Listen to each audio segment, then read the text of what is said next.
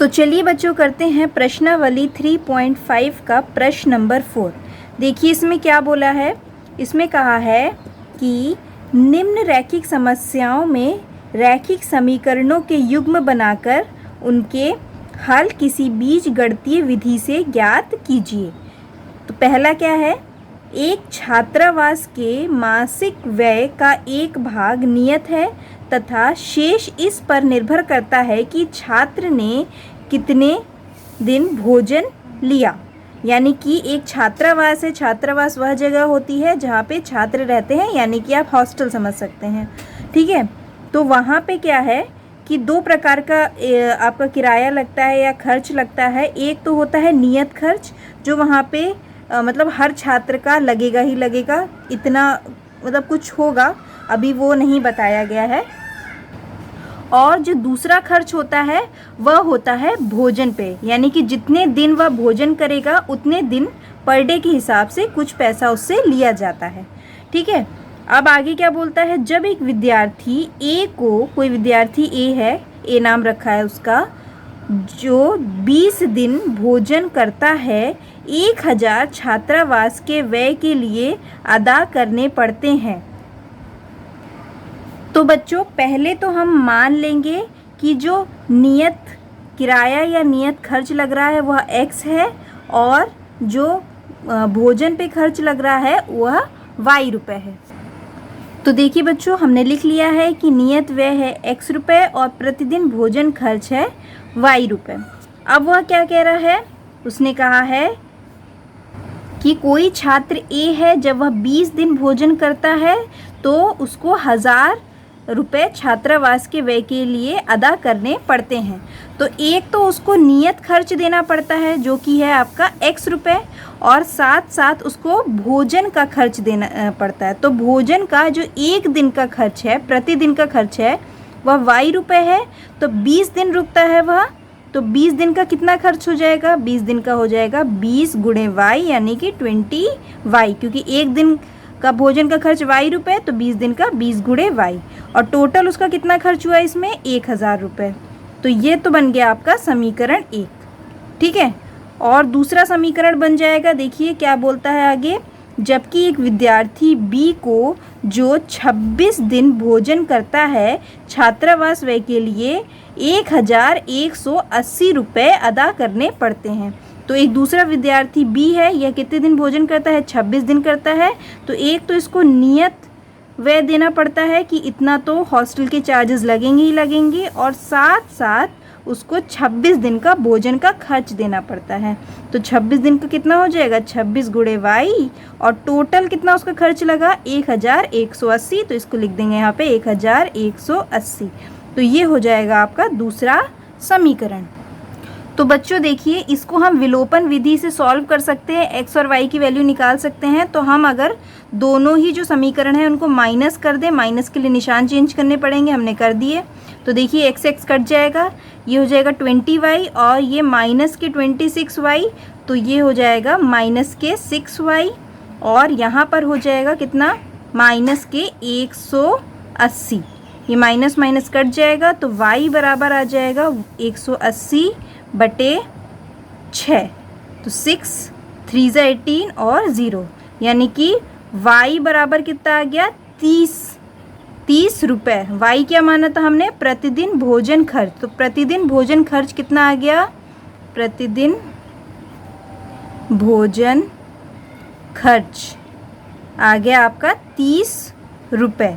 और नियत व्यय निकाल लेते हैं, इसमें रख देते हैं हम y की वैल्यू। तो x + 20 इंटू y की जगह रखेंगे 30 बराबर 1000। तो x बराबर हो जाएगा 20 इंटू 30 कितना हो जाएगा 600 बराबर 1000।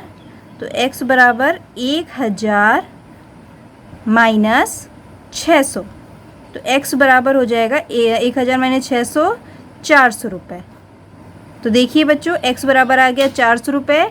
तो ये आपका नियत व्यय हो गया, नियत व्यय। नियत व्यय कितना हो गया 400 रुपये। और आपको निकालना क्या था, यही निकालना था नियत व्यय और प्रतिदिन के भोजन का मूल्य ज्ञात कीजिए। तो ये तो आपका प्रतिदिन का भोजन का मूल्य निकल गया और ये आपका नियत व्यय निकल गया। इसका सेकंड पार्ट, एक भिन्न 1/3 हो जाती है जब उसके अंश से 1 घटाया जाता है और वह 1/4 हो जाती है जब हर में 8 जोड़ दिया जाता है। वह भिन्न ज्ञात कीजिए। तो भिन्न के 2 पार्ट्स होते हैं, 2 भाग होते हैं, एक होता है अंश और एक होता है हर। तो हम मान लेंगे कि माना अंश बराबर x है और हर बराबर y है। ठीक है, अब वह क्या कहता है, यह 1/3 हो जाती है कब, जब उसके अंश से 1 घटाया जाता है। तो उसके अंश से हम 1 घटा देंगे। तो पहले तो हम बना लेंगे कि वह भिन्न किस प्रकार की दिखेगी, x/y, x/y की प्रकार की दिखेगी और इसके अंश में से 1 घटा देंगे तो x - 1, और जब अंश में से 1 घटा देते हैं तो क्या बन जाती है, 1/3, यानी कि बराबर 1/3।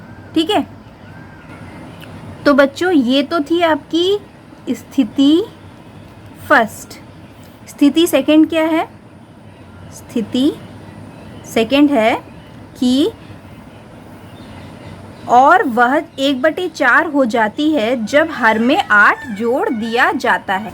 तो यहाँ भिन्न लिख लेते हैं x/y और हर में 8 जोड़ देते हैं, और जब हर में 8 जोड़ देते हैं तो कितना हो जाता है, 1/4। अब ये आपको 2 समीकरण मिल गए हैं, इसको थोड़ा और अच्छे से लिख देते हैं।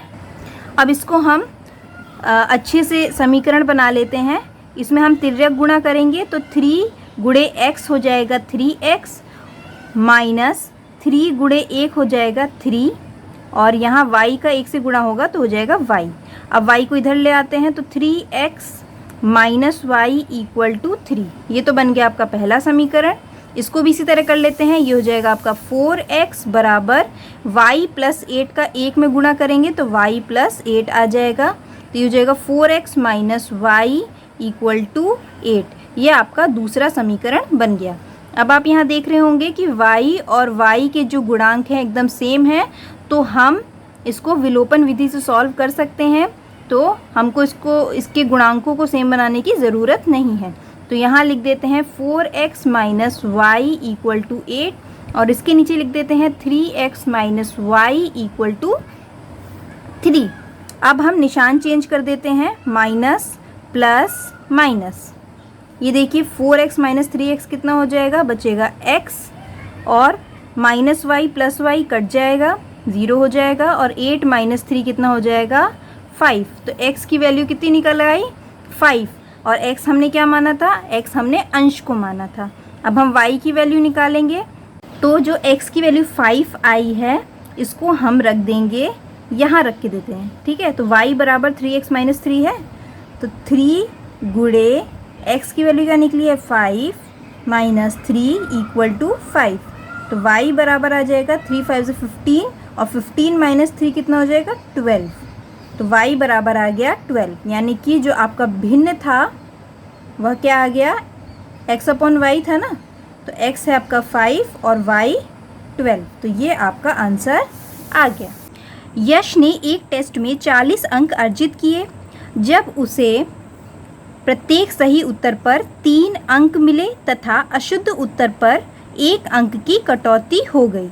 यदि उसे सही उत्तर पर 4 अंक मिलते तथा अशुद्ध उत्तर पर 2 अंक कटते तो यश 50 अंक अर्जित करता। टेस्ट में कितने प्रश्न थे? तो बच्चों टेस्ट में जितने भी प्रश्न थे उसमें से कुछ तो उसने सही किए और कुछ गलत किए, यानी कि जो कुल प्रश्न थे वह कुछ सही प्रश्न और कुछ गलत प्रश्नों को जोड़कर बने। तो बच्चों हम मान लेंगे कि माना सही प्रश्नों के उत्तर की जो संख्या है वह x है और जो गलत उत्तर हैं उनकी संख्या y है। ठीक है, सही उत्तर की हमने संख्या मान ली x और गलत की मान ली y।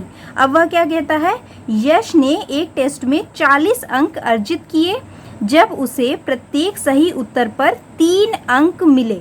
तो प्रत्येक सही उत्तर पर कितने अंक मिले उसको, 3 अंक मिले, और टोटल हमने कितने माने कि सही उत्तर कितने हैं, x हैं सही उत्तर। तो अगर एक सही उत्तर पर उसको 3 अंक मिले तो x सही उत्तरों पे कितने मिलेंगे? 3 गुणे x। आगे वह क्या लिखता है? तथा अशुद्ध उत्तर पर 1 अंक की कटौती होती है। तो एक अशुद्ध उत्तर पर, यानी अशुद्ध का मतलब है एक गलत उत्तर पर उसका 1 अंक कट जाता है। तो हमने माना है कि जो टोटल नंबर गलत उत्तर हैं वह मान लीजिए y है। तो अगर एक गलत उत्तर पर 1 अंक कटता है तो y गलत उत्तरों पे कितना कटेगा? 1 गुणे y। तो ये हो जाएगा -1 गुणे y।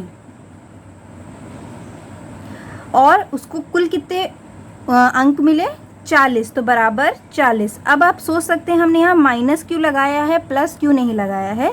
माइनस इसलिए लगाया है क्योंकि हमको जो मतलब उस यश को जो कुल मार्क्स मिले हैं वह 40 मिले हैं। जो सही उत्तरों के नंबर हैं यानी मार्क्स हैं, अंक है, वह है 3x और गलत उत्तरों के अंक हैं 1 गुणे y। तो और टोटल है 40। तो हमको जो गलत उत्तरों के अंक हैं वह तो माइनस करने पड़ेंगे ना, तभी तो हमको टोटल मार्क्स मिलेंगे, इसीलिए हमने यह माइनस करा है। तो ये हो जाएगा 3x minus y equal to 40।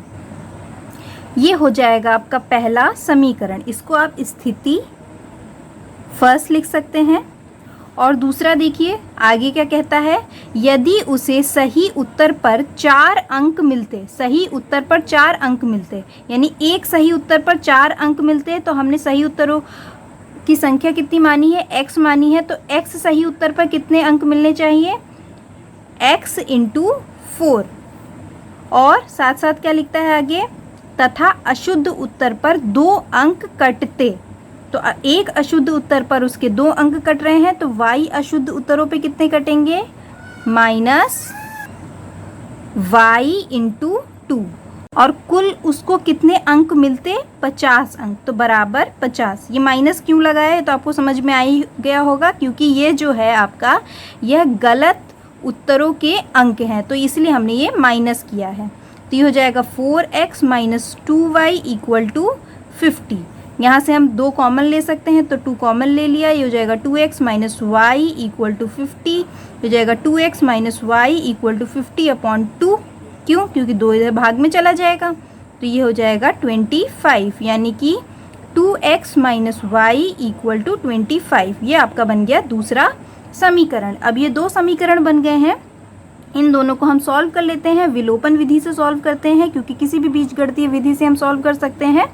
तो यहाँ लिख लेते हैं 3x minus y equal to 40 और ये लिख लेते हैं 2x minus y equal to 25।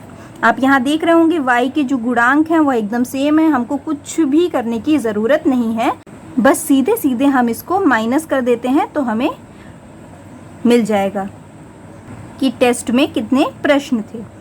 तो ये हो गया आपका माइनस, ये प्लस, ये माइनस, निशान चेंज कर दिए, ये कट जाएगा। 3x में से 2x गए, कितना हुआ? x बराबर 40 में से 25 गए, कितना बचा? 15। तो x बराबर आ गया 15। x हमने क्या माना था? x माना था सही प्रश्नों के उत्तरों की संख्या। तो ये है आपका x। और गलत उत्तरों की संख्या कितनी मानी है? y। तो y की वैल्यू निकाल लेते हैं। यहाँ पे हम x की वैल्यू रख देते हैं। तो 2 into 15 minus y equal to 25। तो माइनस के y इक्वल टू हो जाएगा 25 माइनस ये 15 2 कितना होगा? 30 और 30 इधर आ जाएगा तो माइनस के 30 हो जाएगा। तो माइनस के y इक्वल टू 25 माइनस 30 कितना हो जाएगा? माइनस के 5। तो ये कट जाएगा तो y बराबर आ गया 5, यानी कि जो गलत उत्तरों की संख्या है वह आ गई 5 और सही उत्तरों की संख्या आ गई 15। कुल प्रश्नों की संख्या क्या है? बराबर सही उत्तरों की संख्या प्लस गलत उत्तरों की संख्या, क्योंकि इन दोनों ही संख्याओं से तो मिलके कुल प्रश्न बने हैं। तो ये हो जाएगा आपका x यानी कि 15 प्लस 5 यानी कि 20। तो जो आपके कुल प्रश्न है वह आपके निकल आए 20।